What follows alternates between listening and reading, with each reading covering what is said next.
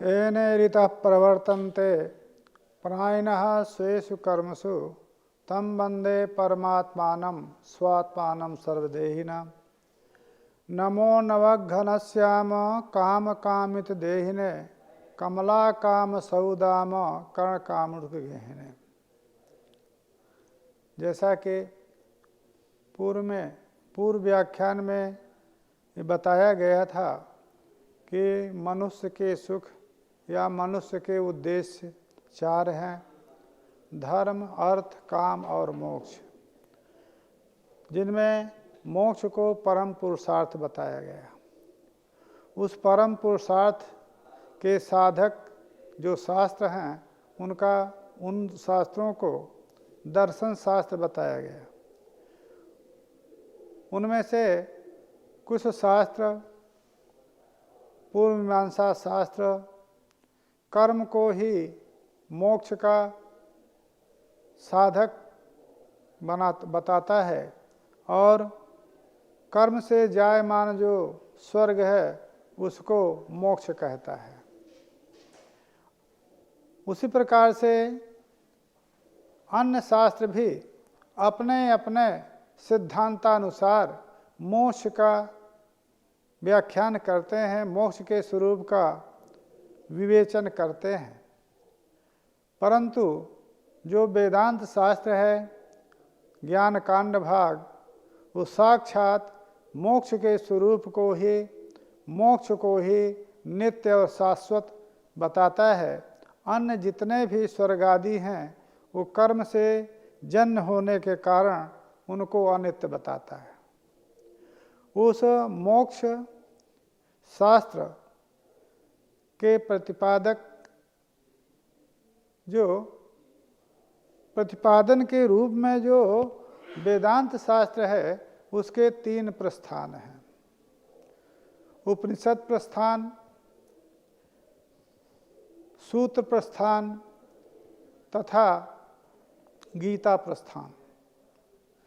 प्रस्थान उनको कहा जाता है जिन साधनों के द्वारा मोक्ष रूप साध्य की सिद्धि निश्चय हो, उनको प्रस्थान के रूप में कहा जाता है।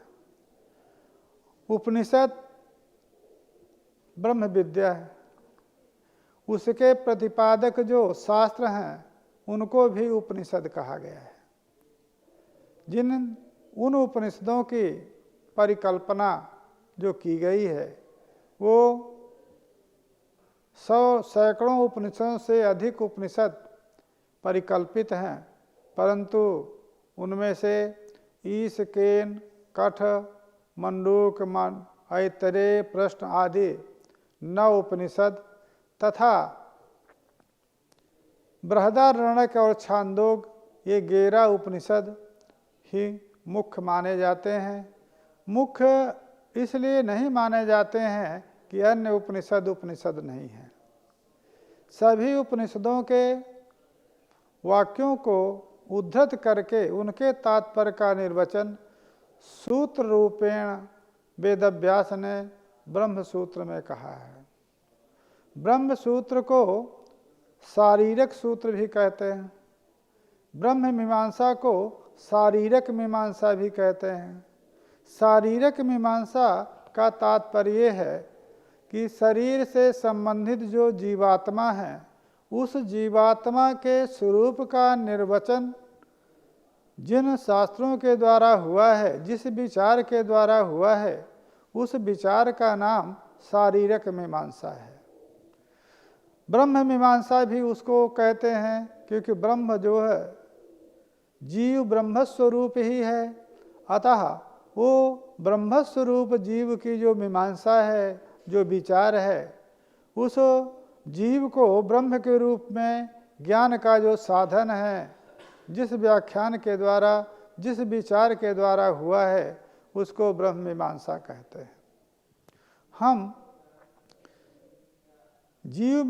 शारीरक मीमांसा या ब्रह्म मीमांसा, इसका प्रयोजन क्या है? प्रयोजन यही है कि जो जीव है वो स्वतः स्वस्वरूपेण शुद्ध बुद्ध मुक्त स्वभाव है। स्वतः जीवात्मा चिद रूपेण ब्रह्म रूपेण मुक्त है, परंतु उसी जीवात्मा में अविद्यावशात देह इंद्रियादि का अध्यास हो जाने के कारण वो जो जीव है अपने को शरीरी समझता है, मानव समझता है, मानव धर्मवान समझता है, मानव के धर्म जितने हैं वो अपने में अनुभव करता है। मैं ब्राह्मण हूँ, क्षत्रिय हूँ, स्थूल हूँ, कृश हूँ, गोरा हूँ, काला हूँ, ये सभी शरीर के धर्म हैं। शरीर ही यदि ब्राह्मण कुल में उत्पन्न हुआ तो वो शरीर ब्राह्मण है, क्षत्रिय कुल में उत्पन्न होने के कारण शरीर क्षत्रिय है, एवं कृश स्थूल या गोरा काला वो शरीर ही है, परंतु अनुभव होता है कि मैं काला हूँ, मैं गोरा हूँ। तो ये शरीर के धर्म उस शुद्ध बुद्ध मुक्त स्वभाव जीवात्मा में आरोपित होने के कारण उसमें शरीर के धर्मों का भान होता है, और शरीर के धर्मों का ज्ञान करते हुए वो अपने को बद्ध समझता है, अपने को उत्पन्न समझता है, अपने को वृद्ध समझता है, युवा समझता है। इस प्रकार से शरीर की अवस्थाओं में वो भ्रमण, शरीर की अवस्थाओं का उपभोग करते हुए, ज्ञान करते हुए अपने को बद्ध समझता है। अतः जब तक उसके स्वस्वरूप का ज्ञान नहीं होता है तब तो जीवात्मा अपने को शरीर के धर्मों का अनुभव करते हुए शरीर धर्मा, जायमान, युवा, वृद्ध आदि के धर्मों का अनुभव करता है और अपने को बद्ध समझता है। एवं शरीर के साथ साथ इंद्रिय के धर्मों का भी, इंद्रियों का अध्यास हो जाने पर ही भी वो इंद्रिय के धर्मों का आरोप अपने में करता है, इंद्रिय के धर्मों का अपने में अनुभव करता है। यद्यपि जो अध्यास है तो अध्यास धर्मियों के तादात्म्य से धर्मों का तादात्म्य होता है। अतः आत्मा और अनात्मा, आत्मा स्वयं शुद्ध बुद्ध मुक्त स्वभाव जो जीव है वो आत्मस्वरूप है, अनाथ पदार्थ देह इंद्रियादि हैं। इनका अत्यंत विवेक होने पर भी अविवेकग्रह हो जाता है, वही तादात्म्य है। दृष्टांत में भगवत पाद शंकराचार्य ने कहा है, युष्मद् अस्मत् प्रत्यय गोचरयो तम विषय विषयणो तम प्रकाशवद विरुद्ध स्वभावयो इतरेतराध्यासानुभव असिद्धौ तद्धर्माणाम सूत्रामेव इतरेतरा भाव अनुपत्ति है। जिस पर इतरेतर भाव का तात्पर्य है तादात्म्य, अत्यंत विरुद्ध स्वभावों का तादात्म्य संभव है। जिस प्रकार से अंधकार और प्रकाश का तादात्म्य कथम अपि संभव नहीं है। तादात्म्य माने परस्पर आत्मता, परस्पर रूपता, न तो तम की प्रकाश रूपता हो सकती है, न तो अंधकार की प्रकाश रूपता हो सकती है, न तो तम की, न तो प्रकाश की तम रूपता हो सकती है। अत्यंत विरुद्ध स्वभावों के तादात्म्यता नहीं होती है। तादात्म्यता उन्हीं धर्मों, उन्हीं पदार्थों की होती है जिन पदार्थों में यदि किंचित सादृश्य होता है। अनाथ पदार्थ जो देह इंद्रियादि हैं, ये अप्रकाश स्वरूप है, जड़ स्वरूप है। जो आत्मा है वो चित स्वरूप है, सत स्वरूप है। अतः अत्यंत विरुद्ध स्वभावों का तादात्म्य कथनचित नहीं है। तो तादात्म्य न होते हुए जो तादात्म्य प्रतीति है उसी का नाम अध्यास है। ये अध्यास मिथ्या है। मिथ्या पदार्थ वो है जो जहाँ पर नहीं है और वहाँ पर प्रतीत होता है, उसी को मिथ्या पदार्थ कहा जाता है। जिस प्रकार से सीपी, जिसको सुक्ति कहते हैं, सुक्ति यानी सीपी में चाक चिक्क के संदर्शन से, ज्ञान से उसमें रजत की प्रतीति होती है। वो जो रजत की प्रतीति कब तक होती है? जब तक सुक्ति पदार्थ का ज्ञान नहीं होता है, तब तक ही रजत की प्रतीति होती है।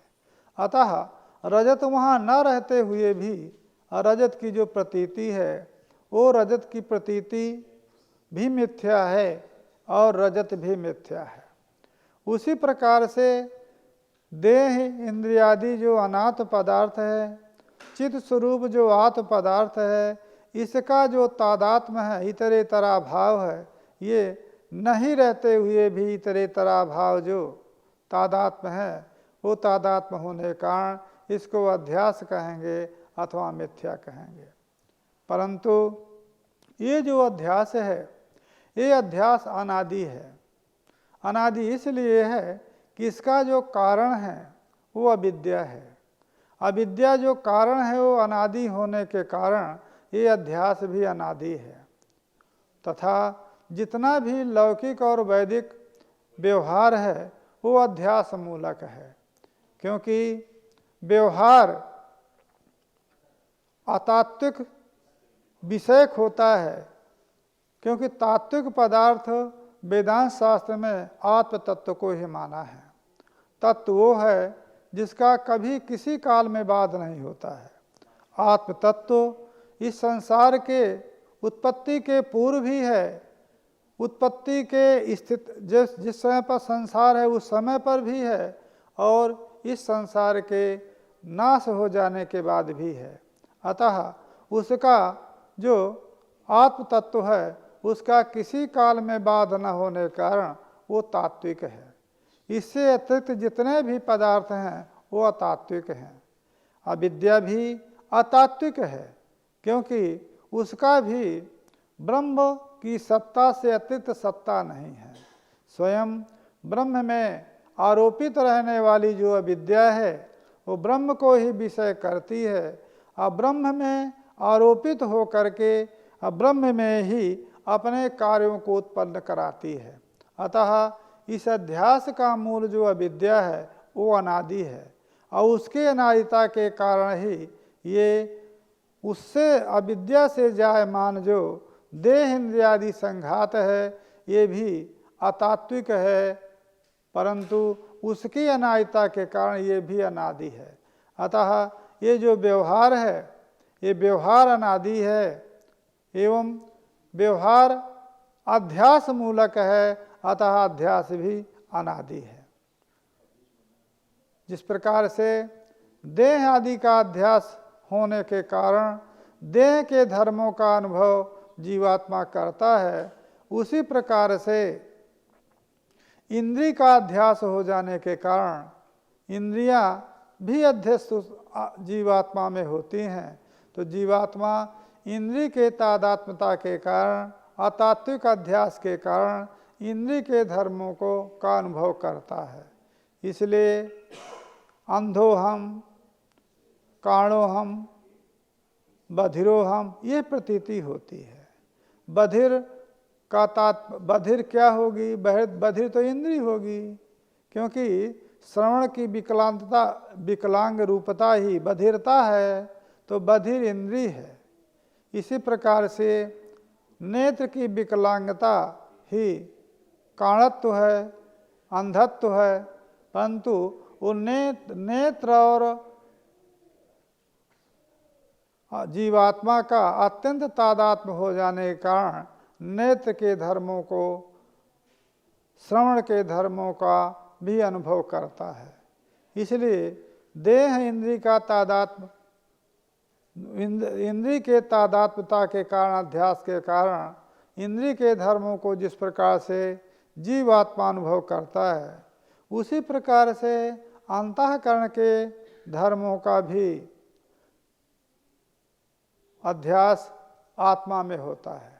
क्योंकि अंतःकरण का अत्यंत तादात्म्य आत्मा के साथ हो, जीवात्मा के साथ होने के कारण कर्ता हम भोक्ता हम, कर्तृत्व भोक्तित्व ये अंतःकरण के धर्म हैं।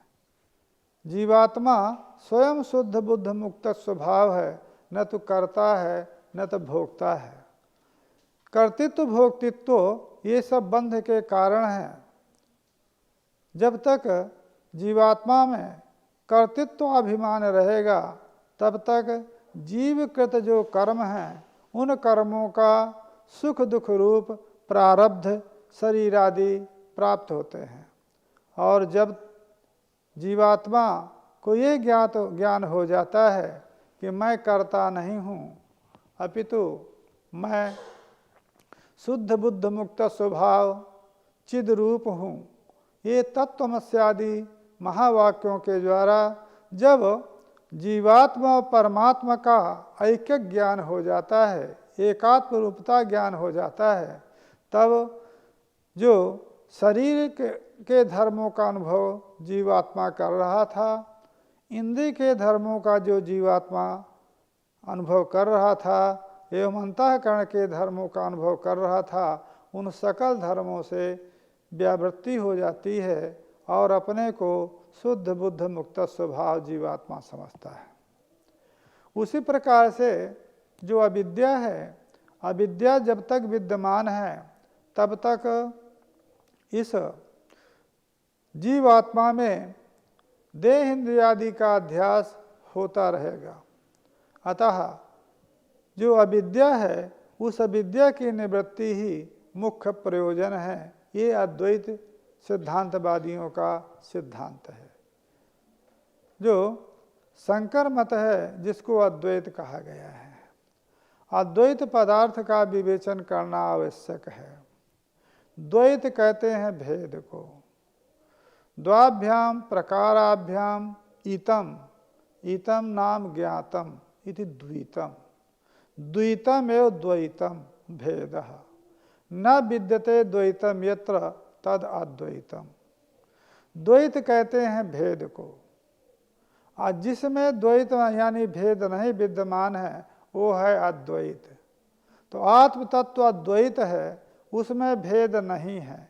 ये सिद्धांत शंकर का मत है। अतः इस सिद्धांत को अद्वैत मत कहा गया है, शंकर मत को। तो द्वैत यानी जो भेद हैं वो भेद तीन प्रकार के होते हैं: स्वसजाति प्रतियोगिक, विजाति प्रतियोगिक और स्वगत अवयव प्रतियोगिक। सबसे पहले हम उस पदार्थ को लेते हैं जिसमें द्वैत है यानी भेद है। वृक्ष द्वैतवत है, भिन्न है, भेद है उसमें। तो उसमें तीनों प्रकार के भेद विद्यमान है। कपित्थ वृक्ष में आम्र वृक्ष सजातीय प्रतियोगिक भेद है। वो भेद क्या होगा? कपित्थ वृक्षो न आम्र वृक्ष।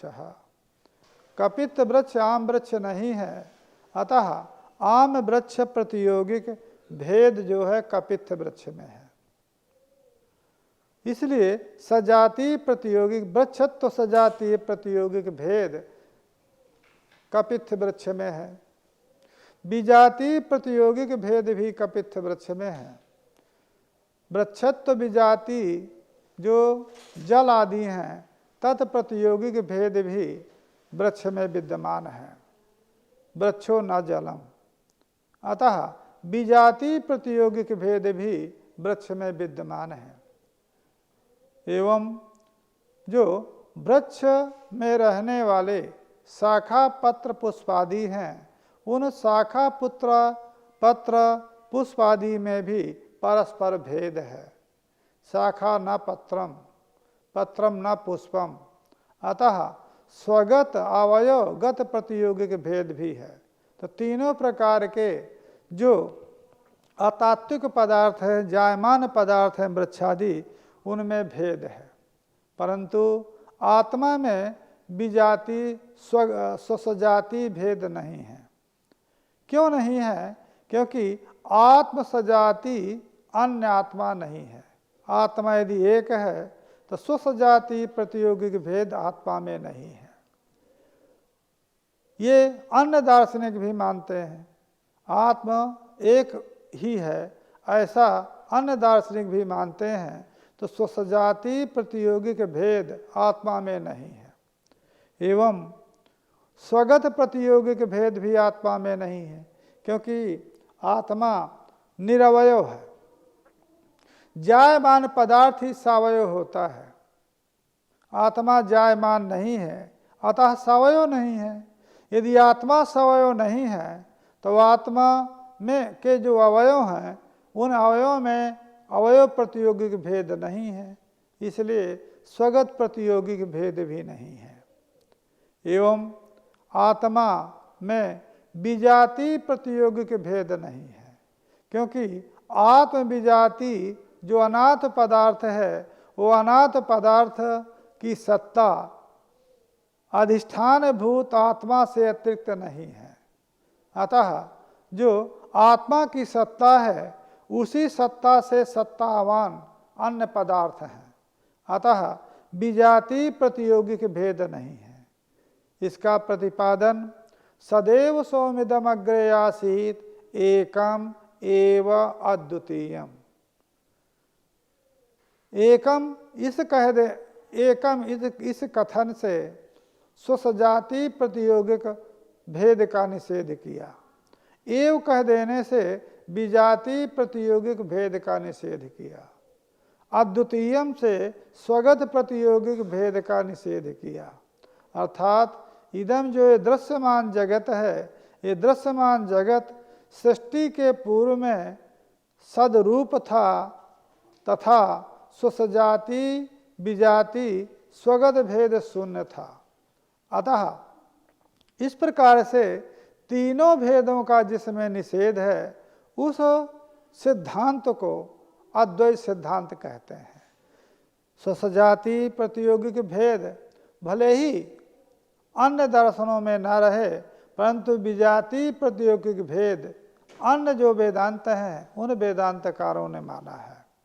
अतः एतादृश जो आत्म तत्व है वो आत्म तत्व इस शास्त्र का प्रतिपाद्य विषय है, और वेदांत शास्त्र का प्रतिपाद्य विषय आत्म तत्व है और मोक्ष उसका फल है।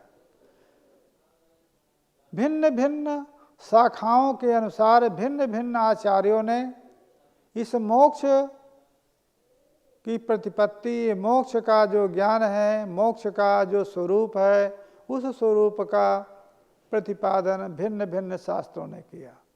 जिस प्रकार से शंकराचार्य ने आत्मा को अद्वैत तत्व मान करके उसके स्वरूपक ज्ञान को मोक्ष का साधन बताया और आत्म रूप की प्रतिपत्ति, निश्चय, स्वस्वरूपावाप्ति, अविद्या निवृत्ति को मोक्ष बताया। द्वैतवादियों ने, द्वैत किसको कहते हैं? भेदवादी। भेदवादियों का तात्पर्य ये है, जो मध्वाचार्य हैं, कि आत्मा मात्र की सत्ता नहीं है, अपितु आत्मा से जायमान जो जगत है ये भी सत है। अतः जगत भी सत है, आत्मा भी सत है। तो मोक्ष क्या होगा? तो मोक्ष जो जीवात्मा है वो जीवात्मा भक्ति के द्वारा उस आत्मस्वरूपता को प्राप्त करेगा, आत्मा के सन्निकट को प्राप्त करेगा। वो जो आनंद प्राप्ति है, आत्मा का जो सेवन है, आत्मा की जो सेवा है, ब्रह्म की जो सेवा है, श्रीमन नारायण की जो आराधना है, वही परम सुख है और वही मोक्ष है। उसी प्रकार से रामानुजाचार्य ने अपने सिद्धांत को प्रतिपादित किया। उनका सिद्धांत विशिष्टाद्वैत मत है।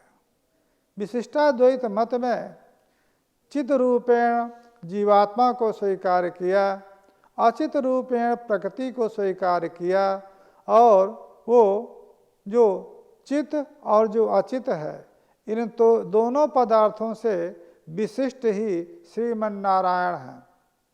वो तो जो प्रलयावस्था है, उस प्रलयावस्था में सूक्ष्म चित्त और सूक्ष्म अचित से विशिष्ट श्रीमन नारायण है। कार्यावस्था जो सृष्टि अवस्था है, उस काल में स्थूल चित्त और स्थूल अचित से विशिष्ट श्रीमन नारायण है। उस स्थूल चिद विशिष्ट और सूक्ष्म चिद विशिष्ट श्री नारायण में भेद नहीं है, अतः विशिष्टाद्वैत उनका सिद्धांत प्रतिपादित होता है। उनके मत में 4 प्रकार के मोक्षों को कहा है: सालोक्य, सामीप्य, सारूप्य एवं सायुज्य। भक्ति और प्रतिपत्ति। भक्ति भगवत श्रीमन नारायण की आराधना, चिंतन, ये भक्ति है। प्रतिपत्ति उसके उत्तर काल में प्रतिपत्ति है अनन्य रूपता, जो परमात्मा से अन्य मेरा कोई रक्षक नहीं है। परमात्मा मेरी रक्षा करे, परमात्मा ही मेरा रक्षक है। परमात्मा ही अपनी भक्ति के द्वारा मुझको अपनी जो अपूर्व सुख रूपता है, सेव्य सेवक भाव रूपेण आराधना से मुझको अपनी स्वरूपता को प्राप्त करावे, मेरे अपने लोक को मुझको प्राप्त करावे, अपने समीपता को मुझको प्राप्त करावे। ये जो अनन्य चिंतन है, उसका नाम है प्रतिपत्ति। परमात्मा से अतिरिक्त कोई ऐसा नहीं है जो मुझको उस परमात्मा के लोक पहुंचा सके, परमात्मा लोक को पहुंचा सके, परमात्मा के सामीप्य पहुंचा सकते, परमात्मा के सारूप्यता को प्राप्त करा सके और परमात्मा के सायुज्यता को प्राप्त करा सके। ये है प्रतिपत्ति। इस भक्ति और प्रतिपत्ति के द्वारा जब श्रीमान नारायण अपने भक्त को देखता है कि मेरी आराधना कर रहा है और आराधना के साथ मुझसे अतिरिक्त किसी को अपना आराध्य नहीं मान रहा है और मेरी आराधना के माध्यम से ही मुझको, मेरे लोक को, मेरे स्वरूप को प्राप्त करना चाहता है, तब परमात्मा भक्ति और प्रतिपत्ति से संतुष्ट हो करके अपने परम धाम को, उस साधक को, उस भक्त को पहुंचाता है, तो वो सालोक्य होता है। सालोक्य प्राप्त हो जाने के बाद परमात्मा जो है के सामीप्य जब जीवात्मा पहुंचता है तो तत्सामीप्य रूप मोक्ष उसको प्राप्त होता है। उसके सामीप्य हो जाने के बाद उसकी रूपता को, परमात्मा का जो स्वरूप है, उस परमात्मा के स्वरूप को अचिंत रूप जो परमात्मा का है, उस अचिंत रूप को चिंतन करता हुआ उस अचिंत रूप को प्राप्त हो जाता है, तो वो सारूप्य होता है। सारूप्य चिंतन में आया है कि जो राधा है, राधा कृष्ण का अनुचिंतन करते करते इतना लीन हो जाती है कि वो अपने को कृष्ण ही समझने लगती है। इसका नाम है सारूप्य। अतः जब जो सेवक है वो सेव्य परमात्मा की का चिंतन करते करते स्वयं परमात्मा चिंतन में लीन हो जाता है, अपने स्वरूप को विस्मृत हो जाता है, वो भी एक सुख का, मोक्ष का एक स्वरूप है जिसको सारूप्य मोक्ष कहा जाता है। इसी प्रकार से जो चतुर्थ है जिसको परम मोक्ष उन्होंने कहा है, वो है सायुज्य, सायुनक्ति सायुक्त, जो परमात्मा के भोग्य पदार्थ हैं, जो परमात्मा का जो सुख है, परमात्मा के जो कृत्य हैं, परमात्मा के जो भी सुख के साधन हैं, भोग हैं, उनको जब प्राप्त करता है तो उसको सायुज्य कहते हैं।